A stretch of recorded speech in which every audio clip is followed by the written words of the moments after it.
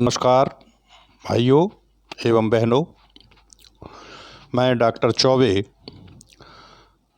आज का जो वीडियो है वो है हमारा Hindi literature is the pride of India. Hindi हमारे राष्ट्र की अस्मिता है। प्रत्येक राष्ट्र की एक राष्ट्रभाषा होती है, तो हिंदी को एक राज्य भाषा का दर्जा हमारे संविधान में दिया गया है, लेकिन अधिकतर प्रांत हिंदी भाषा बोलते हैं। राष्ट्रसंघ के मंच से हिंदी का जय जयकार, हिंदी का जय जयकार हिंद हिंदी में बोला, और देख स्वभाषा प्रेम विश्व अचरज में डोला। UNO, United national of India. तो संयुक्त राष्ट्र संघ में जाकर के हमारे माननीय अटल बिहारी वाजपेयी जी ने हिंदी में भाषण दिया और पूरा विश्व जो है आश्चर्यचकित रह गया। उस भाषण को सुनकर के अमेरिका के राष्ट्रपति ने भी हिंदी को 21वीं सदी की अंतर्राष्ट्रीय भाषा कहा था।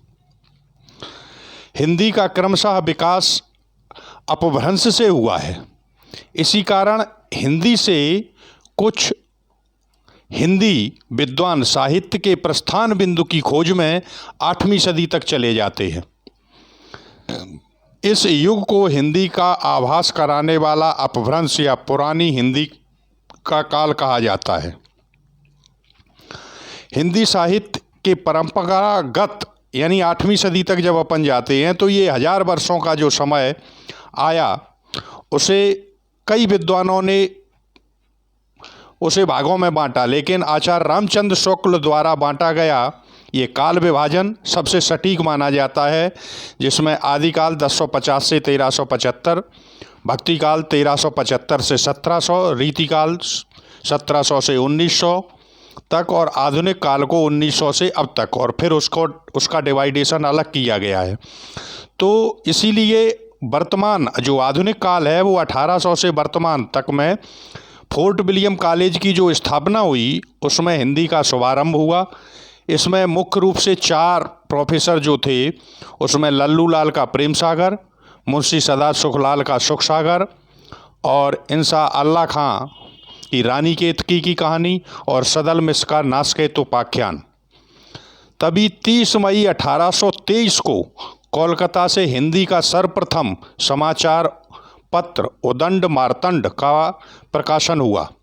ये हिंदी हमारी अस्मिता है, या इस तरीके के निबंध जो है एमपीपीएससी और यूपीएससी में भी पूछे जा चुके हैं, और इस बार एमपीपीएससी में भी इसके आने की संभावना है। तो जो कॉम्पिटिटिव स्टूडेंट्स हैं उसे ध्यान से सुने, और जो सन बता रहे हैं हम और कौन कौन सी पत्रिकाएं हैं ये ओटी में भी पूछी जाती हैं, और बहुत से कंपटीशनों में पूछी जा, एसएससी, बैंक, रेलवे, सारे उसमें जो है ये आ सकती हैं। इसलिए कॉम्पिटिटिव जो स्टूडेंट्स हैं इसको ध्यान से सुने। और पूरी जो स्पीच मैं दे रहा हूँ आपको, ये आपका एक निबंधात्मक प्रश्न बनेगा, एमपीपीएससी के लिए पूछा भी जा चुका है और इस बार भी इसके आने की संभावना है। तो 1823 में कोलकाता से हिंदी का सर्वप्रथम समाचार पत्र उदंड मार्तंड प्रकाशित हुआ था। इसके पश्चात दैनिक पत्र समाचार सुधा वर्षण का प्रकाशन हुआ, और दूसरी हिंदी भाषाओं में भी, बंगला, फारसी, अंग्रेजी में भी प्रकाशित होने लगे समाचार पत्र। बनारस अखबार 1844 में निकला था। इसका प्रकाशन राजा शिवप्रसाद सितारे हिंद ने किया था। वाराणसी में सन 1885 में सुधारक निकला। आगरा से राजा लक्ष्मण सिंह का 1807 में प्रजा हितैषी प्रकाशित हुआ। आगरा से ही एक अन्य पत्र लोक मित्र प्रकाशित हुआ। इन पत्रिकाओं के प्रकाशन से चेतनाएं जागृत हुई लोगों में। समीक्षक आचार्य रामचंद्र शुक्ल जी ने आधुनिक काल को गद्य काल की मान्यता दी। प्राचीन पत्रिकाओं में सरस्वती जो महावीर प्रसाद द्विवेदी ने प्रकाशित की थी, उसके बंद होने के बाद अब भी लगभग 8 शताब्दियों से नियमित हिंदी पत्रिकाएं प्रकाशित हो रही हैं। इंदौर से बीड़ा अब मील का पत्थर बन चुकी है। इस समय इन पत्रिकाओं में मुंबई से नवनीत, दिल्ली से कादम्बिनी, चेन्नई से चंदा मामा और वर्धा से राष्ट्र विदेशों तक में जा रही हैं। तो 19वीं सदी में नवजागरण का शुभारंभ हुआ। इसमें भारतेंदु हरिश्चंद्र, हिंदी के प्रारंभिक युग में जब ही अंधेरा छाया और हरिश्चंद्र तब विद्वान सरीखा काव्य जगत में आया। तो इन्होंने आकर के बहुत कुछ दिया हर एक क्षेत्र में जो है। इन्हीं के पीरियड में 1857 में जो स्वतंत्रता संग्राम हुआ, ये कवियों की और लेखकों की ही देन थी। अंग्रेजी शासन व्यवस्था के खिलाफ इन्होंने लिखा और इनके साथ साथ प्रताप नारायण मिश्र, बालकृष्ण भट्ट, बद्री नारायण चौधरी, प्रेमधन, लाला श्रीनिवास दास, पंडित राधाचरण गोस्वामी, इन लोगों ने काफ़ी लिखा। भारतेंदु ने तो यहाँ तक लिखा था, निज भाषा उन्नत है सब उन्नत को मूल, और बिनु निज भाषा ज्ञान के मिटत न ही को सूल। तो इस आधुनिक काल में इन्होंने फिर नाटक, निबंध, उपन्यास, कहानी, आलोचना, आत्मकथा, जीवनी, यात्रा वृत्तांत, रेखाचित्र, संस्मरण, रिपोर्टाज, सभी क्षेत्रों में इनकी कलम चलने लगी। और महावीर प्रसाद द्विवेदी जब इस युग में कार्य कर रहे थे, उसी समय इन्होंने कवियों को शुद्ध लिखने के लिए, लेखकों को शुद्ध लिखने के लिए इन्होंने जो है प्रोत्साहित किया। आज इसी कारण हिंदी का अंतर्राष्ट्रीय स्वरूप बना है। देश के विभिन्न क्षेत्रीय हिंदी बोलियों का प्रयोग, जैसे भोजपुरी, अवधी, बुंदेली, राजस्थानी, ब्रजभाषा, कन्नौजी, मैथिली आदि जो है हमें दिखाई देती हैं। इसके अलावा जब हम देखते हैं कि आगे लिखते चले गए लोग, और कई जो है रचनाएं ऐसी लिखी गईं जिन्हें पढ़ कर के हमें इतिहास का भी ज्ञान होता है, क्योंकि साहित्य समाज का दर्पण भी है। 1857 में एक दलित नेता थे, राजनेता राधेश्याम कोरी। तो इन्होंने 1857 में झांसी की रानी लक्ष्मीबाई की सहेली जो झलकारी बाई थी, उसके त्याग पर इन्होंने एक काव्य कृति झलकारी बाई का प्रकाशन किया था। तो इसमें जो है, जब रानी की हमशक्ल जो झलकारी बाई थी, उसने अंग्रेजी सेना से जब लक्ष्मीबाई घिर गई हैं, तो उसने उनका टोपा उतारकर अपने सिर पर लगाकर अपने पिता पूरन कोरी, ध्यान रखना कभी कभी झलकारी बाई के पिता का नाम पूछ लिया जाता कंपटीशन में, तो उनके पिताजी का नाम था पूरन कोरी, के साथ गोरी सेना के साथ युद्ध करते हुए पिता और पुत्री दोनों शहीद हो गए थे। तो हिंदी विश्व में सबसे बड़े लोकतंत्र की राजभाषा है, बल्कि हिंदी एक भाषा ही नहीं, एक समष्टि का नाम है। खड़ी बोली, ब्रज, बुंदेली, मैथिली, भोजपुरी, मगधी, अवधी, छत्तीसगढ़ी, डोंगरी, भोजपुरी, मारवाड़ी, जयपुरी, मेवाली, कन्नौजी, मालवी, बैशवाड़ी, गढ़वाली, कुमायूनी आदि हिंदी की ही प्रधान उपभाषाएं या बोलियां कही जाती हैं। इसमें जो है हिंदी को इसीलिए गुलदस्ता कहा जाता है, क्योंकि अपार शब्द भंडार भरा हुआ है। पर ईयर 10,000 नए शब्द जो है हिंदी में जुड़ जाते हैं, जबकि अंग्रेजी में मूल शब्द ही 10,000 हैं। तो कितना अंतर है, जहाँ मूल शब्द 10,000 हैं और यहाँ अमेंडमेंट 10,000 हो जाते हैं, नए शब्द जुड़ जाते हैं। तो इस तरीके से बोली के मोह में पढ़कर निज भाषा का महत्व न भूलो, और निज भाषा के मोह में पढ़कर हिंदी भाषा का स्थान न भूलो। हिंदी जो दुनिया भर में फैली हुई है, उसी के परिणाम स्वरूप यहाँ पर 8 विश्व सम्मेलन हो चुके हैं। पहला 1975 में नागपुर में पोर्ट लुई, फिर मॉरिशस में 1976 में हुआ, दिल्ली में फिर हुआ 1982 में, और फिर मॉरिशस में हुआ। उसके बाद त्रिनिडाद एवं टोबैको में 1999 में हुआ, और अंग्रेजी के गढ़ लंदन यानी इंग्लैंड में 1999 में, पारामा रिको, सूरीनाम तथा अमेरिका में न्यूयॉर्क में 2007 में भी। तो सम्मेलन होते रहते हैं इस तरीके से। तो हिंदी की ये विकास यात्रा हमारी ऐसे ही नहीं हुई हो, हिंदी में बहुत कार्य किए गए। अंतर्राष्ट्रीय संबंध पर अपना शोध प्रबंध हिंदी में लिखने वाले प्रथम वरिष्ठ पत्रकार प्रवर डॉक्टर वेद प्रताप वैदिक, और विज्ञान में हिंदी में शोध प्रबंध देने वाले सर्वप्रथम शोधार्थी डॉक्टर मुरली मनोहर जोशी, हिंदी माध्यम से कानून की उपाधि LLM उत्तीर्ण करने वाले Chandrashekhar Upadhyay, doctor of medicine MD के शोध प्रबंध हिंदी में प्रस्तुतकर्ता डॉक्टर मुनीश्वर गुप्त 1978 में इन्होंने ये किया था।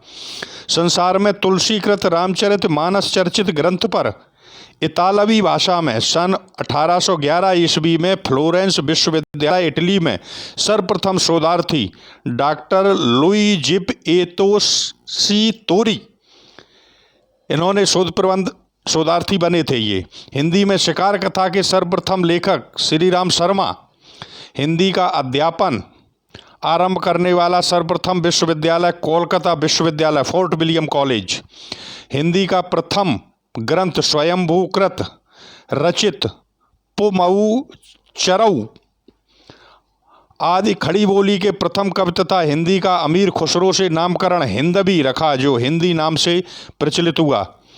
तो इस तरीके से हिंदी में बहुत से कार्य किए गए। तो हिंदी हमारी जो है इतनी प्रसिद्ध हो गई कि हिंदी का प्रथम विश्वकोश हिंदी शब्दकोश है, हिंदी का प्रथम मानक शब्दकोश हिंदी शब्दकोश, हिंदी का प्रथम चिट्ठा बना 9211। सर्वप्रथम हिंदी में वैज्ञानिक इतिहास आचार्य रामचंद्र शुक्ल कृत हिंदी साहित्य का इतिहास 1929 में लिखा गया। सर्वप्रथम अकबर के समकालीन बनारसी दास ने हिंदी में अर्थ कथानक नामक आत्मकथा लिखी। तो इस तरीके से बहुत से कार्य हुए। इसी कारण अमेरिका में हिंदी में कई पत्रिकाएं प्रकाशित होती हैं। प्रतिवर्ष कई सम्मेलन 3 या 4 घंटे से कनाडा अमेरिका में आयोजित होते हैं। हिंदी फिल्मों के मधुर गीतों की धुनों पर बर्फ पर नृत्य किया जाता है। हिंदी के लेखकों तथा रचनाकारों की संख्या अमेरिका में 150 के लगभग है। अमेरिका में एक कविता का ब्लॉग भी चलता है जो नित्य 200 लोगों तक पहुंचता है। तो और इसका संचालन न्यूयॉर्क से भार्गव जी करते हैं। अधिकांश उससे लोग हिंदी में नित्य विचार विमर्श तथा प्रतिक्रिया भी व्यक्त करते हैं। अमेरिका में बहुत से लोग संबंधियों ऐसे जो हिंदी में पत्र व्यवहार इंटरनेट द्वारा करते हैं। कनाडा की कई पत्रिकाओं में हिंदी एब्रॉड प्रमुख है, जिसकी पाठक संख्या लगभग 30,000 है। अमेरिका तथा कनाडा के 100 मंदिरों में हिंदी का प्रारंभिक शिक्षण हिंदी प्रेमी करते हैं। 85 देशों में भारत में विदेशी छात्र हिंदी शिक्षण लेने के लिए आते हैं। यानी 85 countries come in India to get the education of Hindi. और नॉर्थ कैरोलाइन स्टेट यूनिवर्सिटी के प्रोफेसर अफरोज के शिष्यों की एक वेबसाइट है डोर इनटू हिंदी इनकी एक वेबसाइट है। इस वेबसाइट से हिंदी शिक्षण होता है। तो हम ये कहते हैं कि हिंदी जो है भारत में सबसे अधिक बोली जाती है और इसी कारण जो है हिंदी में भारत की राष्ट्रभाषा अगर कोई हो सकती है तो वो हिंदी ही हो सकती है। और सरकार से बराबर 75 वर्षों से, क्योंकि भारत राष्ट्र ही एक ऐसा राष्ट्र है जिसकी कोई राष्ट्रभाषा नहीं है। विदेश में कोई भी ऐसा देश नहीं जिसकी राष्ट्रभाषा ना हो। तो बिनु निज भाषा ज्ञान के मिटत नहीं है कौशूल। तो जब तक अपनी भाषा का ज्ञान है, डॉक्टर APJ अब्दुल कलाम ने भी अपनी आत्मकथा में लिखा है, उन्होंने कहा है कि बच्चा कोई भी अध्ययन करे, चाहे वो साइंटिस्ट बनना चाहे, डॉक्टर बनना चाहे, इंजीनियर बनना चाहे, प्रोफेसर बनना चाहता है, IAS बनना चाहता है, लेकिन उसकी प्रारंभिक शिक्षा उसकी मातृभाषा में ही होना चाहिए। तो अरे अड़ो मत अलग बोलियों को लेकर, पार करेगी नाव राष्ट्रभाषा ही खेकर। यदि अनुदार विचार में बह जाओगे, कह सुनकर भी मूक बधिर ही रह जाओगे। तो आपको अगर अपना कुछ प्रचार प्रसार करना है, अपने हृदय के उद्गारों को व्यक्त करना है, तो आपको अपनी वास्तविकता पर ही आना पड़ेगा और वो आपके लिए हिंदी ही है। और विश्व की सर्वश्रेष्ठ और सबसे धनी जो भाषा है वो हिंदी है। इसी के साथ मैं अपनी वाणी को विराम देना चाहता हूँ। जय हिंद, जय भारत।